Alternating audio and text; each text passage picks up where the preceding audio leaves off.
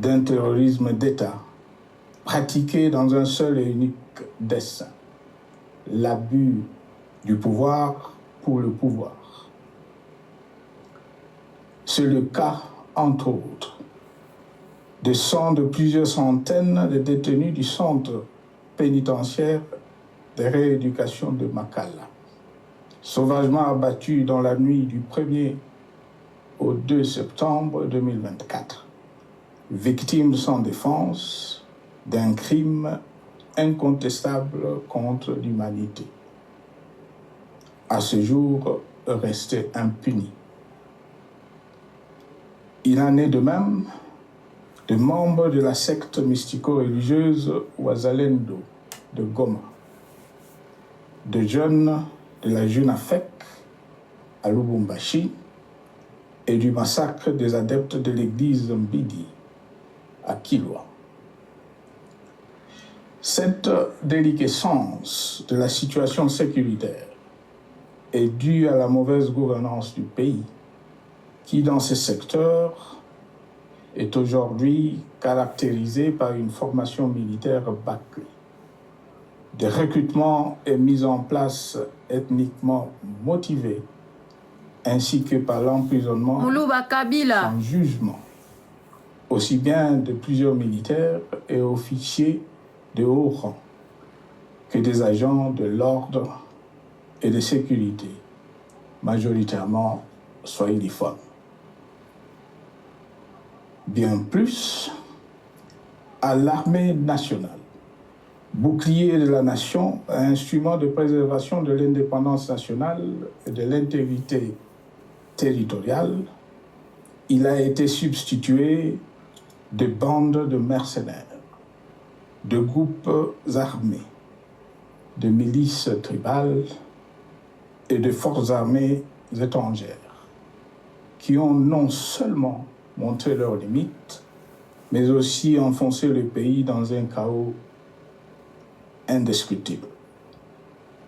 L'État a ainsi perdu le monopole de la violence légitime en sous-traitant aux groupes armés, autrefois maîtrisés, le maintien de l'ordre public et de la tranquillité nationale.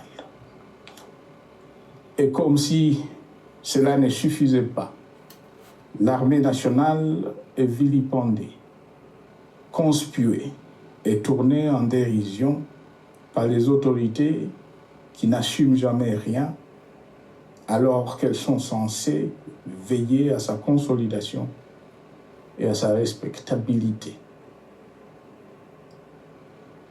Pour les avoir formés, commandés et conduits au front, je connais nos soldats, bouc émissaires aujourd'hui de toutes les contre-performances enregistrées sur les champs de bataille. Ils ne sont pourtant pas intrinsèquement moins bons, moins nationalistes et moins loyaux. Ce qui a changé entre-temps, c'est la qualité du commandement et de leur prise en charge. Au niveau régional, le gouvernement a levé l'option désastreuse de se détourner de deux principaux instruments internationaux qui étaient à la base de l'architecture régionale de paix et de sécurité, laquelle avait permis la stabilité régionale que le président actuel avait trouvée lors de son accession au pouvoir, à savoir le pacte sur la sécurité, la stabilité et le développement dans la région des Grands Lacs et l'accord cadre pour la paix, la sécurité et la coopération pour la République démocratique du Congo et la région. Plus grave encore, en faisant de forces négatives, les FDLR, ainsi que des centaines de groupes armés congolais, des supplétifs des forces armées de la République démocratique du Congo, le gouvernement a ouvert la voie à la régionalisation du conflit, avec des conséquences inévitables sur la stabilité de la région. Mes chers compatriotes, alors que sur le plan institutionnel, politique, économique et social, les fondamentaux avaient été établis et que le pays avait été placé sur la rampe de lancement, prêt à décoller. Nous voici, hélas, en un temps record, soit 6 ans, de nouveau cases de départ. Seul d'un État failli, divisé, désintégré, au bord de l'implosion, inscrit en bonne place au palmarès de pays pauvres, le plus corrompu et très endetté. En tout cas. En atteste tout le rapport tant du Conseil de sécurité des Nations Unies que ceux sur l'indice. Bon, aimez ta vidéo, aimez mettez des j'aime. Bozo talo fela ta j'aime bozo chatter. Dans le cas ta live, hein. Qui déchire notre pays est donc profonde et bizarre, multidimensionnelle. Sa solution doit être nécessairement globale. Tu te j'aime, hein? Toute autre approche n'a donc aucune chance de une paix durable. Bien plus, le Congo est intemporel. Il n'appartient pas à tel ou tel régime politique. Ce dernier étant par définition rotatif et donc passager en démocratie. Il appartient plutôt au peuple congolais dans sa grande diversité. Ce qui est vrai du Congo l'est aussi des immenses ressources du sol et du sous-sol dont il regorge et qui sont essentielles à la croissance et au développement à l'échelle internationale. Que tous, au pays comme à travers le monde, en tiennent compte et qu'ils inscrivent leurs projets dans une perspective qui privilégie l'intérêt du Congo et des Congolais, plutôt que celui de ceux qui, à un moment ou à un autre, dirigent le pays. Cela étant, pour sauver le Congo, les griefs légitimes du peuple congolais contre le régime en place ne peuvent être éludés. Ils doivent plutôt être pris en compte. La dictature doit prendre fin et la démocratie, Kabila, tout comme toi, t'es la bonne menteur, toi. gouvernance économique et sociale, doivent être restaurées. Car, comme en témoigne l'histoire, il ne peut y avoir de solution sécuritaire définitive sans solution politique sincère.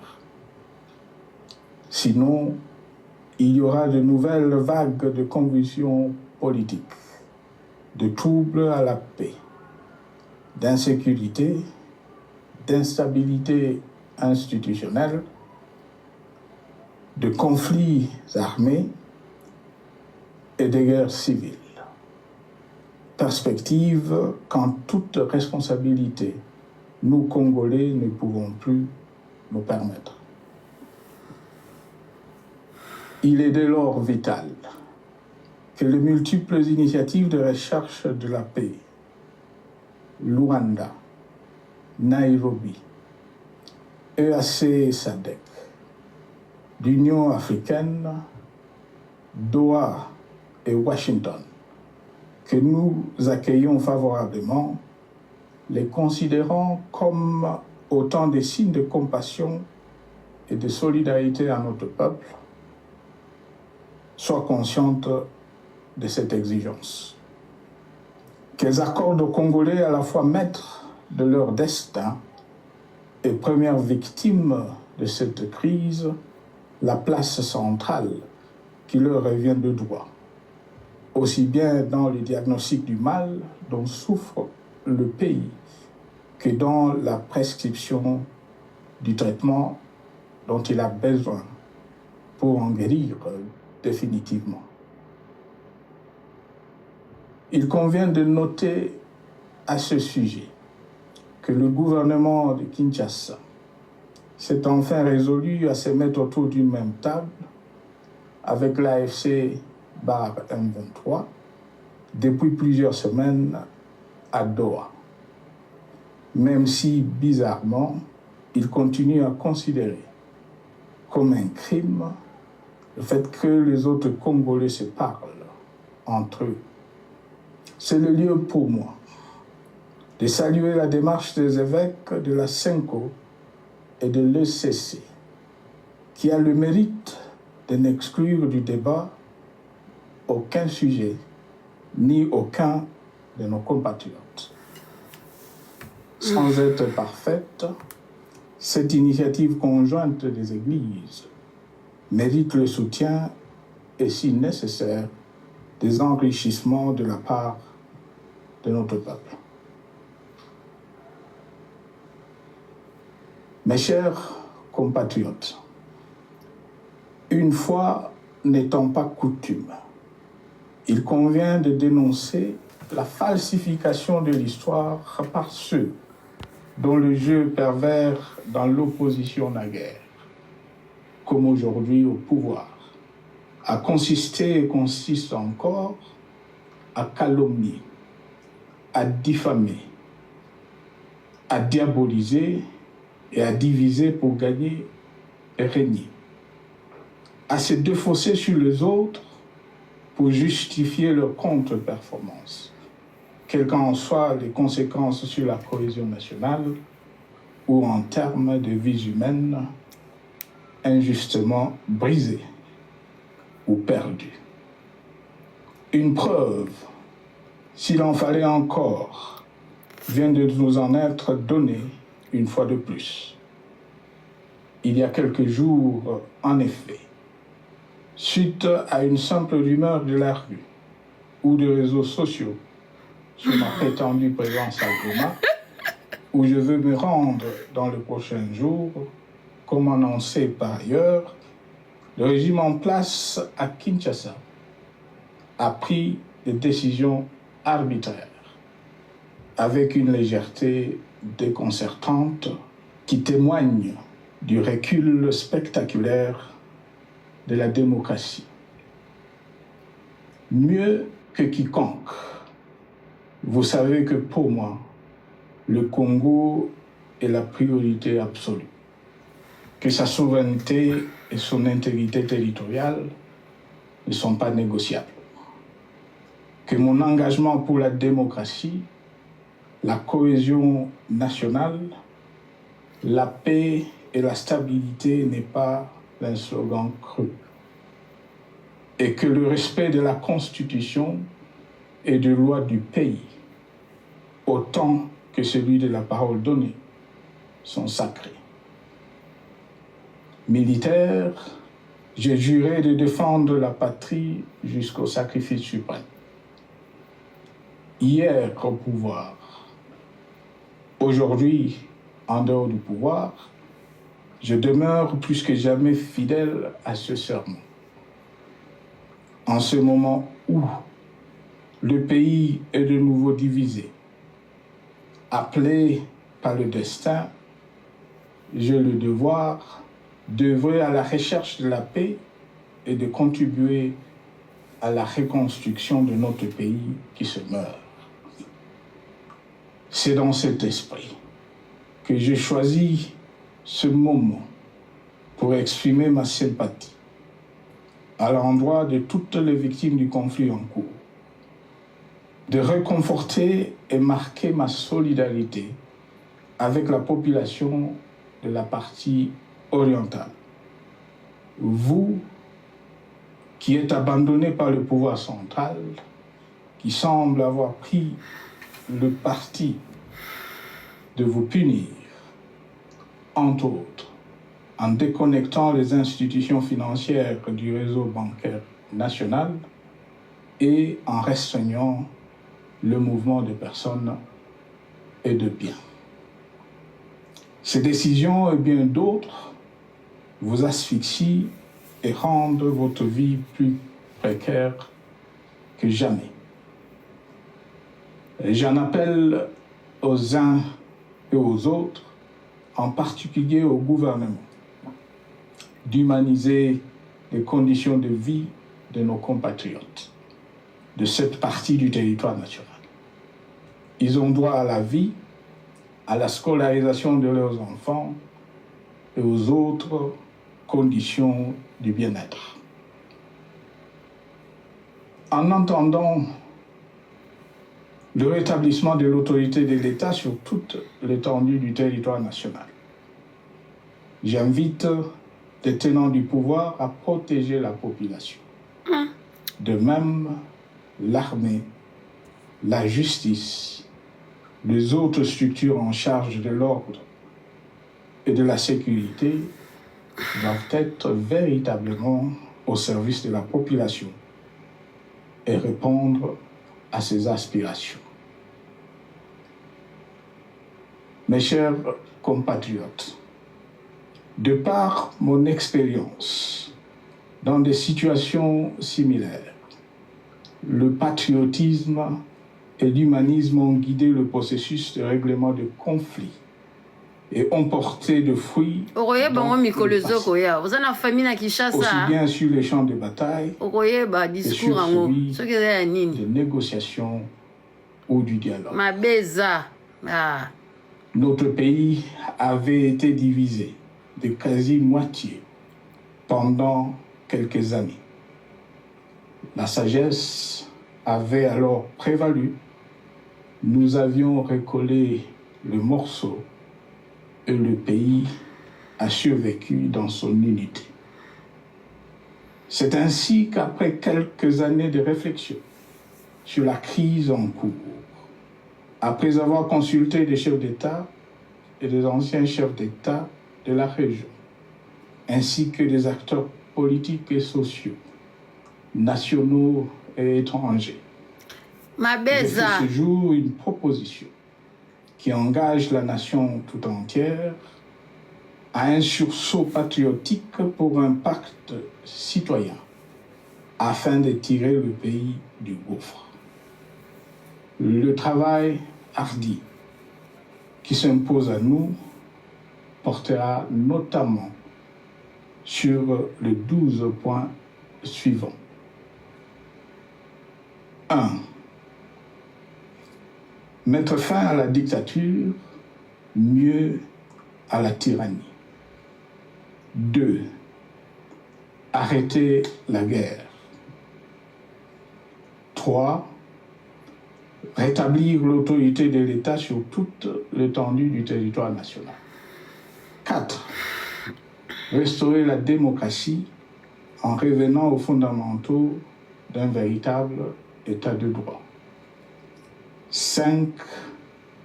Rétablir les libertés fondamentales. 6. Réconcilier le Congolais et reconstruire la cohésion nationale. 7. Relancer le développement du pays par la mise en place d'une bonne gouvernance économique, une gestion administrative et financière orthodoxe et une répartition équitable des ressources nationales. En tout cas. 8. Relancer le dialogue sincère et permanent avec tous les pays voisins en vue de l'instauration de la paix et du développement durable dans la région. 9. Rétablir la crédibilité du pays auprès de partenaires au niveau tant régional, continental qu'international. 10. Neutraliser tous les groupes armés nationaux et étrangers et rapatrier ces derniers dans leur pays d'origine. 11.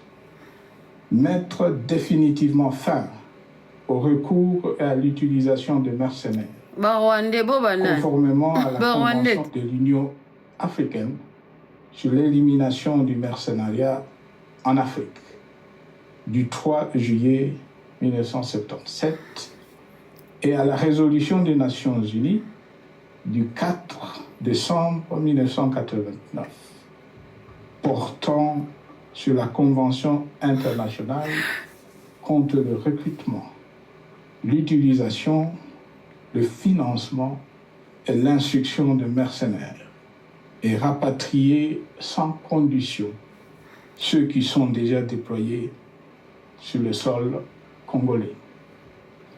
12. Ordonner le retrait sans délai de toutes les troupes étrangères du territoire national.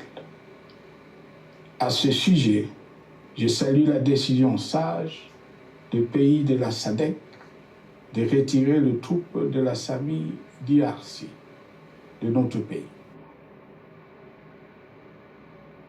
Vu l'immensité de la tâche ainsi décrite, je lance un appel solennel à tous les Congolais, sans distinction de sexe, d'ethnie, d'âge, de classe sociale, de zone géographique ou d'appartenance politique, qui aiment passionnément le Congo, qui sont prêts à tous les sacrifices, qui adhèrent sans réserve au pacte républicain de Sun City et qui tiennent au respect de la Constitution du 18 février 2006, à se dire autour de ces objectifs.